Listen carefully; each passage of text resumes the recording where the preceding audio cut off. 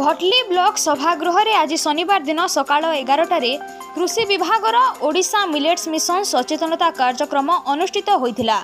एथिरे भटली एबीडीओ ज्योत्स्नाराणी गड़तिया योगदान करी कार्यक्रम को शुभारंभ करथिले।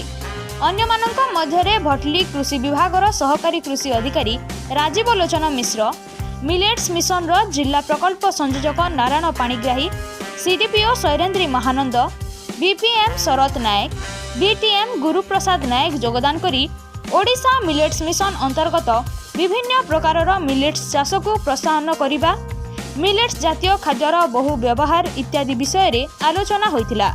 एथिरे सरपंच गोविंद प्रधान, दुर्वासा प्रधान, सहदेव बंछोर, सुब्रत बाग, सत्यवती साहू, इंदिरा भोईंक समेत विभिन्न पंचायतर सरपंच, स्वयं सहायक गोष्ठीर सदस्य एमबीके माने उपस्थित थिले। शेषरे बीटीएम गुरुप्रसाद नायक धन्यवाद अर्पण करथिले।